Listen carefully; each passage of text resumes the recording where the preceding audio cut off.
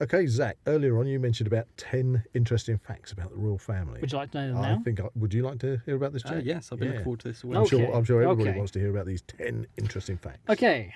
See if there's something we don't know. Okay, number 1. Yep. The Queen has 2 birthdays. Yep, we know that. Yes. I'm going to read about it now. Yeah. Of course, just in case somebody else doesn't know. There's people around the world who might not realise that the Queen has 2 birthdays. Of course, even monarchs can only be born once, but that doesn't stop the Queen from celebrating 2 birthdays. She prefers to spend time with family members on her real birthday, the 21st of April. Her official, not actual birthday, which can vary throughout the Commonwealth, is usually on the second Monday of June and marked by parades in the capital. Oh, there you go. The reasons for Her Majesty's 2 birthdays: the good old British weather. Is that really? Now that was something I didn't know. I mean, we all knew that living in the UK that the Queen has 2 birthdays, her official birthday and her state birthday. But you're telling me the reason for that is simply because of our lovely weather. Yeah.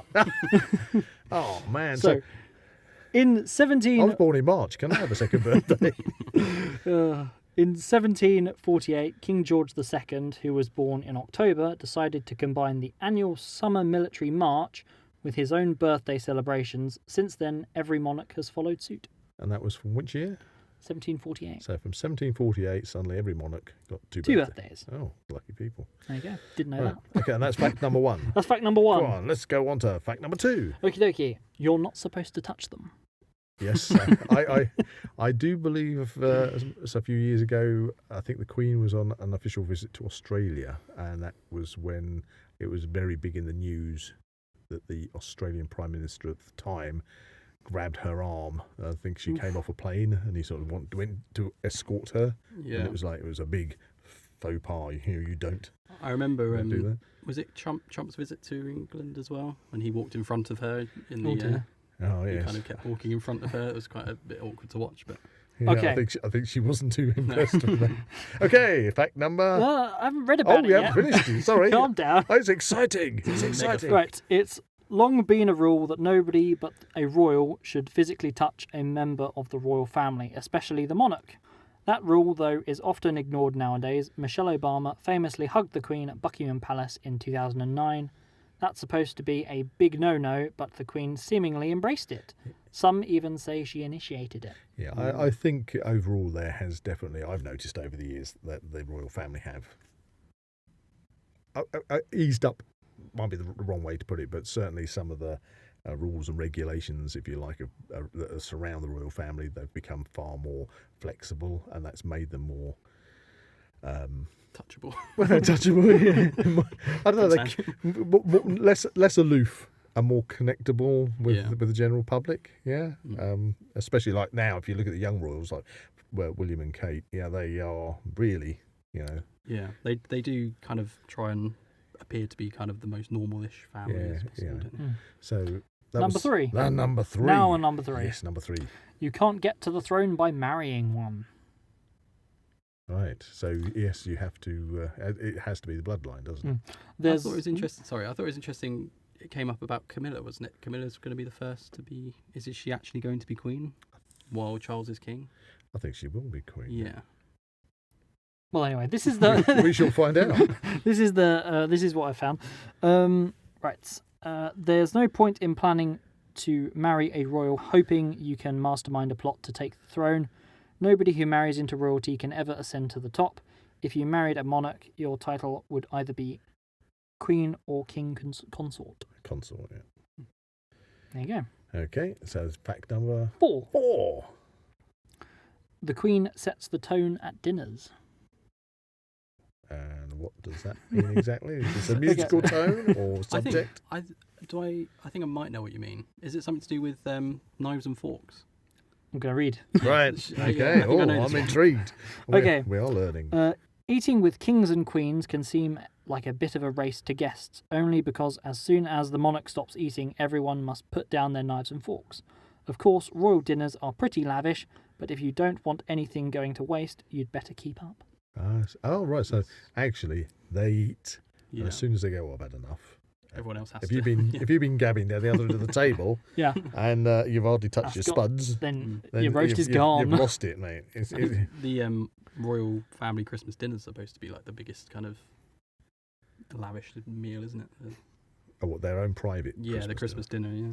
Mm. I think they have to.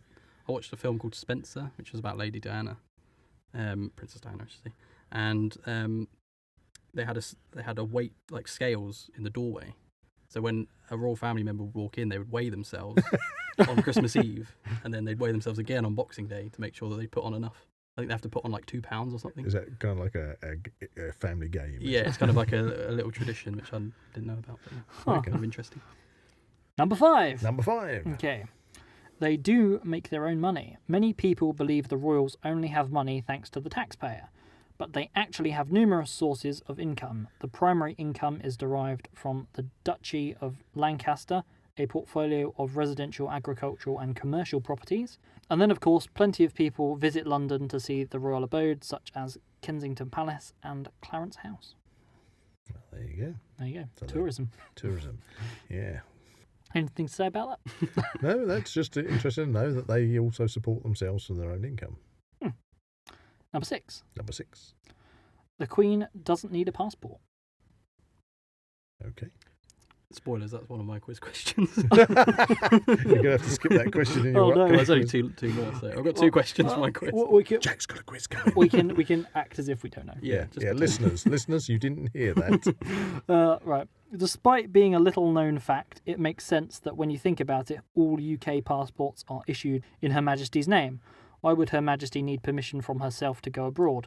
The Queen is one of the only people in the world that requires no passport for international travel. Right. They are. I suppose if she gets stopped, you can just show them a stamp or something. Say, look, it's me. It's me. ID. Yeah. Queen. Yeah. Got any loose change? Look, there I am.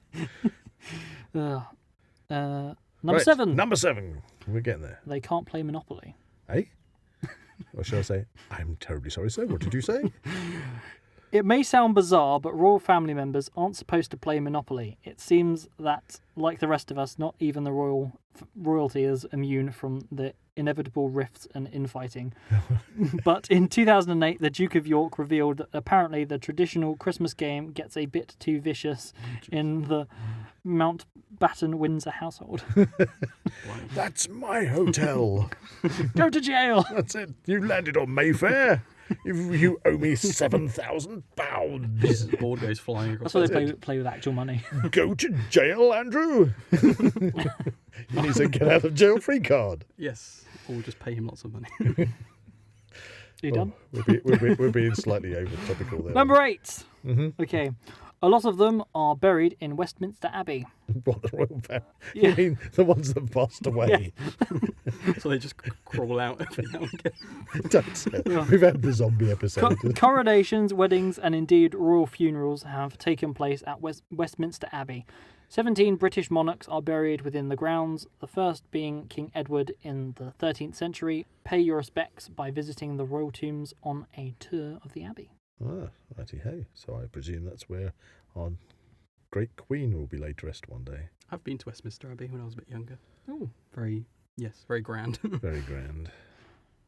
that was number 8. Number 8, I think Okay. so. Okay, number 9. Number 9. 2 more facts to go. The Queen invented a breed of dog.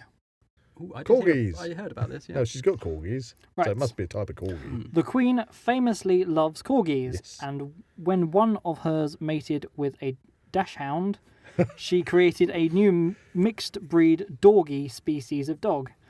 Doggy. Dorgie? Yeah. Is that what it's called? Thanks, A dorgie? Thanks to their Oh, yeah, so it's a dachshund and a corgi. It's a doggy.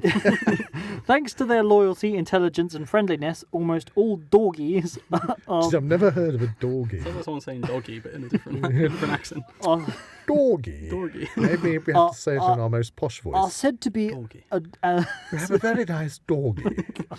Can I stroke your doggy? Can I Does your finish? dorgy bite? Can I finish the sentence, please? Almost all dorgies are said to be as adorable and loving as they are cute. Adorable. Yes, this adorable dorgy. An adorable dorgie. You have such a lovely dorgy. It's so wonderful. May I stroke your So dorgy? cute and intelligent. Yes, Adorable doggy. yes. I've never heard of a dorgy. No. I've heard of a cockapoo, but not a donkey. It's a doggy. It's a doggy. There you go, you learned something new. Yeah, I have learned something new. Okay. Right, final point. Wonder how much a doggy costs. You Not don't sure know, from do the Queen. you? Maybe it's only the Queen that owns the doggies. Anyway, number 10. Number 10. Number 10, right. Number 10. Final fact. They own a lot of property. I think that's... no. Yeah. Wow. Wow. A lot of property. Oh, I see. This is a lot. It's capital in letters, capital letters. underlined. Okay. Right. The holdings of the Crown Estate are worth an estimated 14 billion pounds. Yeah. 14 billion. 14 Billion. billion.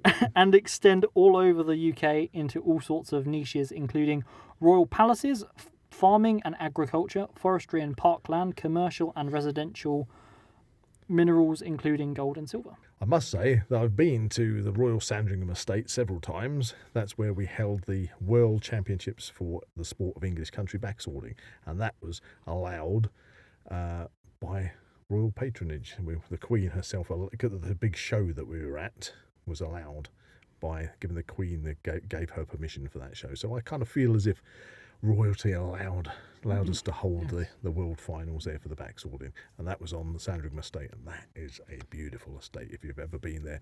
Up in Norfolk. It's gorgeous. And they've got 14 billion pounds worth of estates like that all over the UK. Plus, There's more. Bonus fact. Bonus fact. much more. They much more. they also hold the rights to racecourses such as the Royal Ascot and even shopping centres. They own shopping centres? Apparently. Oh, right. I didn't I know suppose that. it drips down, doesn't it, into more Everywhere. yeah. There you go. That's all I have. That's me done. That's you done. So I think it's time that we start to think about rounding off this celebratory platinum special